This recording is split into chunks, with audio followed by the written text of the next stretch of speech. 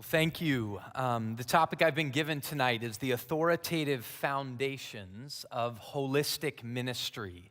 The authoritative foundations for us as Christians is the scriptures themselves, which present the most majestic story that the world has ever known. In fact, the Bible presents itself as not just truth for Christians, but it presents itself as public truth, the true story of the whole world. And so we're going to walk through the true story of the whole world as the authoritative foundations for holistic ministry in 18 minutes. So stick with me. Here's the way we're going to do it. It's through these symbols, which I encourage you to write down, that I have found as a pastor is an incredible way to translate the story of God to our people. And it's this: a down arrow representing creation, an X representing the fall and rebellion, an arrow going forward into the future about the promise, which represents Israel, redemption, the cross representing the man and his life, death, resurrection of Jesus Christ, the church, and restoration. So the authoritative foundations of holistic ministry start in creation.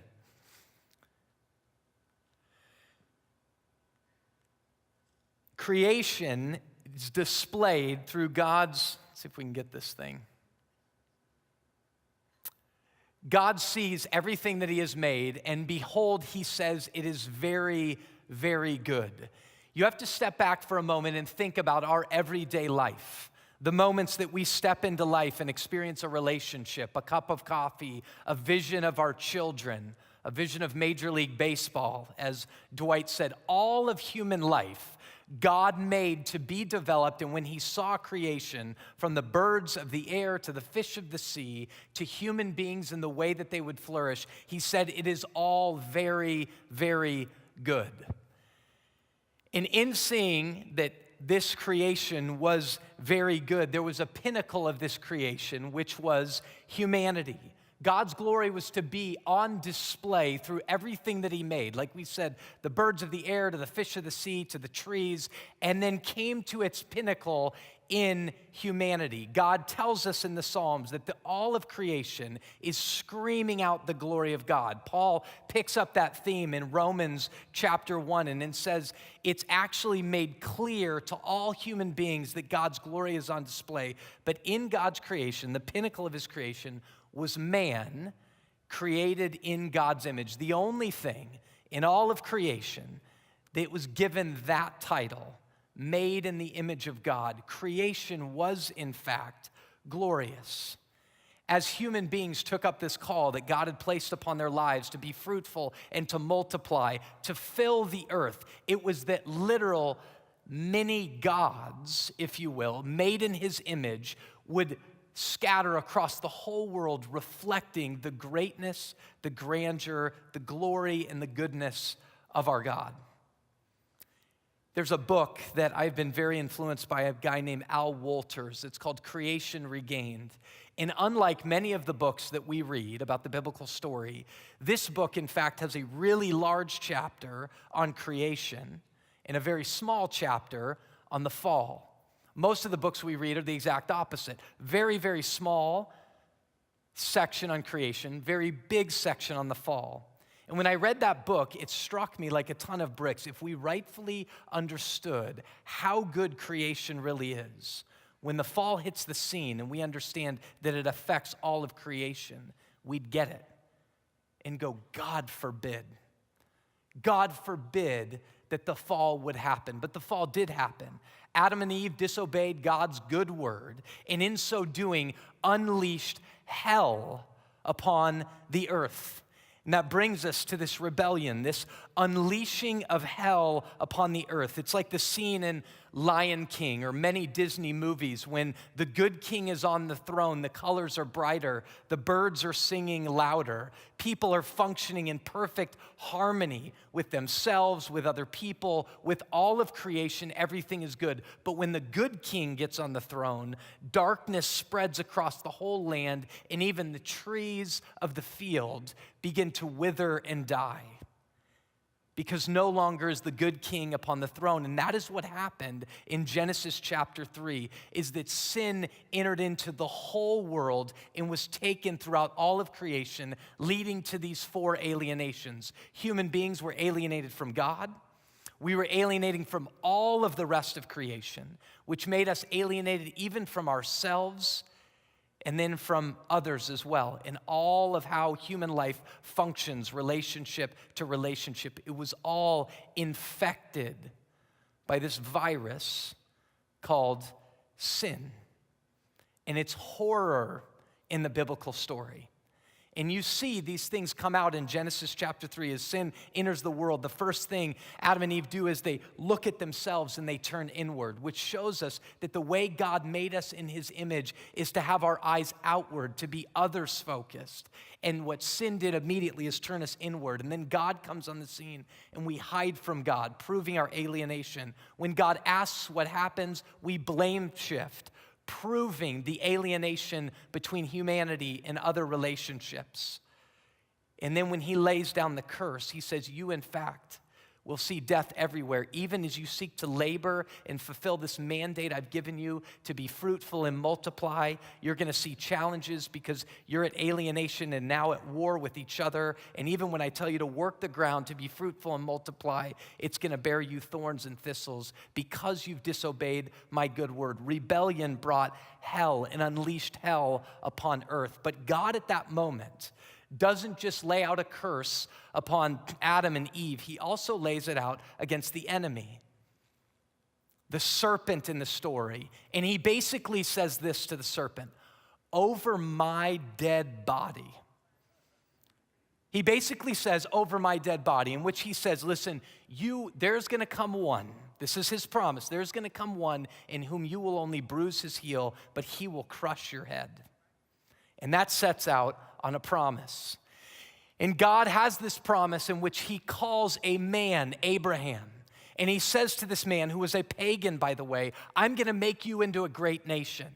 And through you and this nation, all the nations of the earth will be blessed.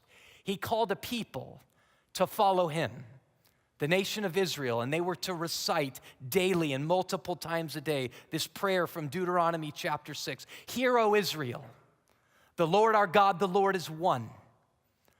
There's one God, and he's the Lord of the whole world. He's the creator of all of human life. He is the one we were made by and for. And they were to say, Hear, O Israel, the Lord your God, the Lord is one. There are not many gods. The gods of the nations are but idols. There's one God, and we are to love this God with all of our heart, with all of our soul, with all of our mind, with all of our strength. And as God began to build this nation, and even had them into exile in Egypt, and they grew and grew, and as he led them out in the Exodus, he then gives them a law that is going to enable them to live a life before all of the nations, all of the watching world, and that by following this law, they would be saying to the other nations, you all are on the wrong path. This is the way. You all are believing in living out of false ideas, not truth. So this is the truth. This is the way. This is the truth. You all are living in a sea and a river of death. This is life. And they were meant to live that by observing this law and observing it before the nations. And inside this very law, that by living this law, they would bring about justice. They would care for the poor. They would care for the alien. They would care for the stranger. And in so doing, promoting the one true God, Yahweh is Lord. They were meant to live that life, but there was a problem, was there? There was a problem, and what was their problem? Disobedience. The problem, as God defines it in the nation of Israel, is that they were meant to live up to this law, but as they sought to do it over and over, it revealed a problem. This sin-sick virus, this death disease that had been unleashed upon all of God's creation had seeped down into the depths of their hearts. And he said, the heart is deceitful and above all things, and it's desperately sick.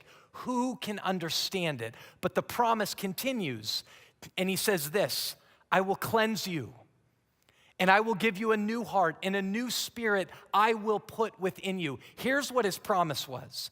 You have dead hearts, hearts of stone. And I promise you, I'm going to deal with all of this. I made a promise even to the enemy over my dead body. And in so doing this, I'm going to remove from you your hearts of stone. Your hearts that are apathetic and even in opposition to me. And I'm going to put in a heart of flesh. A heart that beats not just for me, but beats the way it was originally designed to beat for other people. In love of your neighbor. I'm going to take out of you the heart of stone that doesn't beat for me and it doesn't beat for others. I'm going to put into you a heart of flesh that beats for me and beats for others. How is he going to do it? Which leads us to this redemptive story and the sending of this man, Jesus Christ.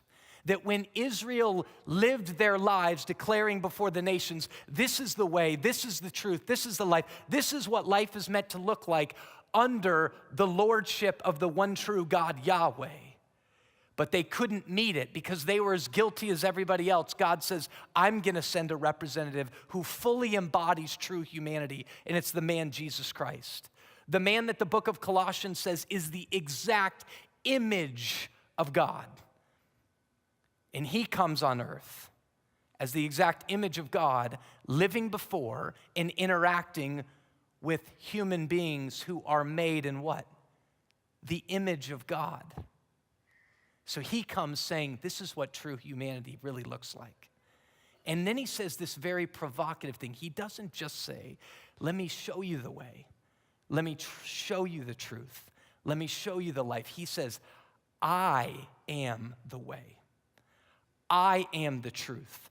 I am the life. That when the book of Colossians says all things were made by Christ and for Christ, he said in the pinnacle of that making was humanity. Human beings were made by and for me. So I'm going to point to me and say, you want to know what it is to truly be human? You don't want to know what it is to truly live the human life? I am. And then he says, follow me. And they follow him.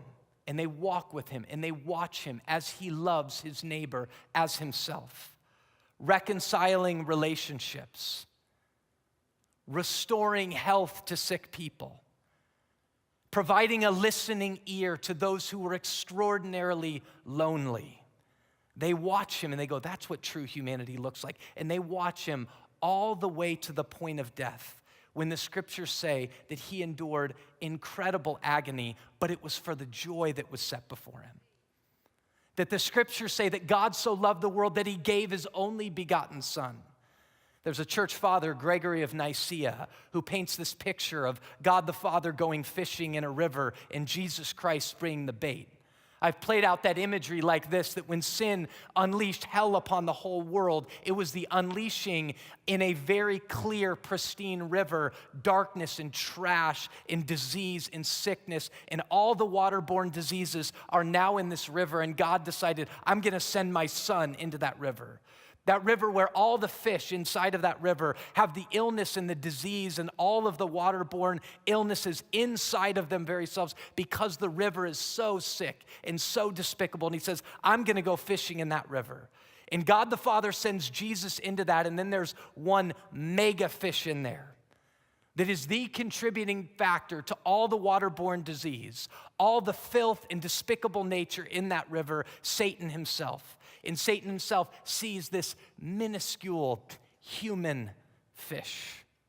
And Gregory of Nicaea says that his humanity was actually couching his divinity. And when Satan swallowed up Christ and thought at the core of his being, I have won. The chosen one is dead. And many of Jesus' followers on earth were so perplexed.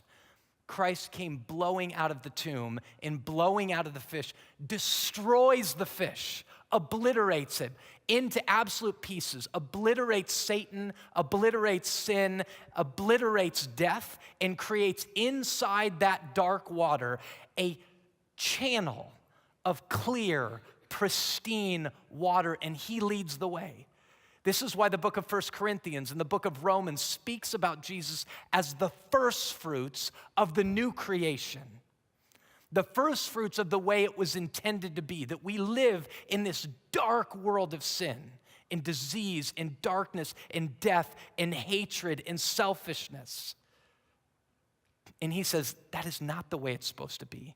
In Jesus Christ, through a way that no human being under sin would ever imagine victory would come about, brought victory through death. Resurrection power, the victory of God, creating this clear channel in which he is the leader. And in that victory upon the cross, he fulfills the promises. I'm going to give you new hearts. And he sends the Spirit. So in that cross, you always have to view the cross, biblically speaking, as the life, the death, the resurrection, the ascension, and the sending of the Spirit. That's all caught up in that image for us as Christians. You hear that? It's the life of Christ. It's the death of Christ. It's the resurrection of Christ. It's the ascension, because he himself said, it's better for you that I go, because when I go, I'm going to send one. And what does the Spirit create? It creates new hearts and a new people called the church. The church now is called to follow the forerunner, is called to be the first fruits behind the first fruit of the new creation, Jesus himself, who came out of the tomb on Easter Sunday. We are meant to follow in his path, in that clear channel, in the midst of a sin-sick, dark river. You know how channels are normally happen in rivers? Is it channels to the right and the other one goes to the left. Not this channel. This channel stays right in the current of all of the muck and all of the mire, of all of the waterborne disease, of all of the hatred, of all of the putrid smells, stays right in the midst of it. And as we follow him who said, I am the way, I am the truth, I am the life, the church now promotes and proclaims the gospel, promotes and proclaims the kingdom of God by saying, he is the way, he is the truth, he is the life. Through these two words, promotion, the very way that we live our lives, Jesus made it really simple. He said, you want to know what life in the kingdom looks like? Love your neighbor as yourself. You want to know what loving God really looks like? Love your neighbor as yourself. You don't believe me? Read the book of James. Read the book of 1 John. Read the Gospels. It's all over the place. The irreducible minimum of God's law, as I've been taught by Bob Moffat, is love your neighbor as yourself. This restoration, then when before our hard hearts were unable to do that, they've now been freed, that our eyes once again no longer have to be turned inward on ourselves, but are turned outward, that we now care about this. We promote and proclaim. And if we love our neighbors as ourselves, we're going to care about all of this. We will now function as a pilot plant. A pilot plant, a small industrial plant in which processes or techniques planned for use in full-scale operation are tested in advance. So if Intel's going to create a plant and spend millions upon billions of dollars to do it, they'll first create a pilot plant to see it operating together. So what's the church's relationship to the kingdom of God fully realized? We're the pilot plant in the midst of the sin-sick river, saying to all of the nations, this is what life looks like. Life, not just spiritual life, human life. And we function in these restorations. We show people what harmony with God looks like, what harmony with all of creation looks like, what work looks like, what race relations look like, what business practices look like under the lordship of Christ, what marriage relationships look like, what parents treat their kids, how we treat the underprivileged with our eyes upon somebody else. We show them what harmony with creation looks like, what harmony with ourselves look like, and what harmony with others looks like.